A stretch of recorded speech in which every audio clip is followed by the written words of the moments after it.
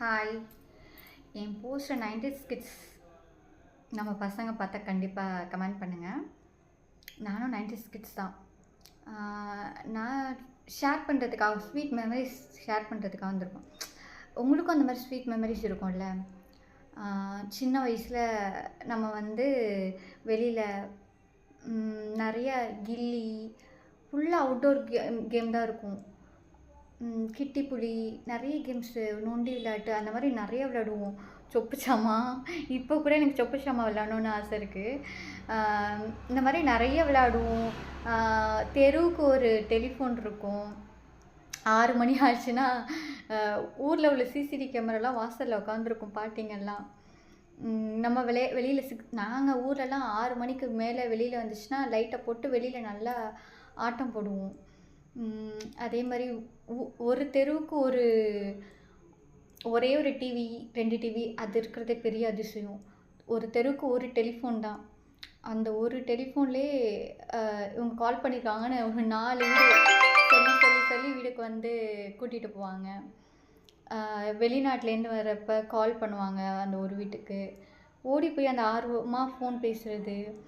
அப்புறம் அந்த letter card அதில் லெட்டர் எழுதி அனுப்புறது. நம்ம எக்ஸாமில் பாஸாக ஃபெயிலான்னு அந்த லெட்டர் மூலியமாக தான் காட்டுவாங்க. இது மாதிரி ஸ்வீட் மெமரிஸ் நிறையா இருக்கும்ல. ஊர்லலாம் இந்த போர் செட்டில் போய் குளிக்கிறது. டைரி மில்க் வச்சுருக்கவங்களாம் பணக்காரவங்கன்னு நினச்சிட்ருப்போம். அப்போது மைசூர் சாண்டல் வச்சுருக்கிறவங்க பணக்காரங்க நினச்சிட்ருப்போம். ஹமாம் சோப்பு, லைப்பாய் இதே தான். கார்த்திகா ஷியாக்கெலாம் அப்போ தான் ஃபர்ஸ்ட் டைம் அந்த ஒரு ரூபா ஷியாக்காக 4 பேர் குளிக்கலான்ற விளம்பரம்லாம் வந்துச்சு. கிளினிக் ப்ளஸ் தான் அதிகபட்சம். ஆசை சாக்லேட்டு, மெஹலக்டா அதுதான் அப்போ இருந்துகிட்டு இருந்துச்சு.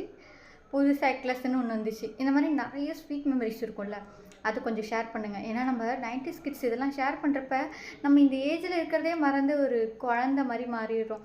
இது மாதிரி நான் என் ஃப்ரெண்ட்ஸோடையோ என் ஹஸ்பண்ட் கூடயோ இது மாதிரி ஷேர் பண்ணுறப்ப நிறைய பழைய நினைவுகள்லாம் ரொம்ப நிறையவே வரும். நல்லா இருக்கும்ல அது உங்களுக்கு நீங்கள் சின்ன வயசில் அனுபவித்த அந்த ஸ்வீட் மெமரிஸ்லாம் ஷேர் பண்ணுங்கள் கமெண்டில். அதை பார்க்குறப்ப நமக்கு அது ஓகே, நான் சில விஷயங்கள் ஷேர் பண்ணாமல் இருந்திருக்கலாம்.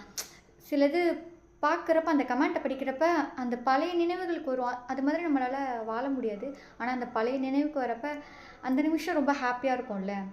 அது கொஞ்சம் ஷேர் பண்ணி விடுங்க. கமெண்டில் சொல்லுங்கள். தேங்க்யூ.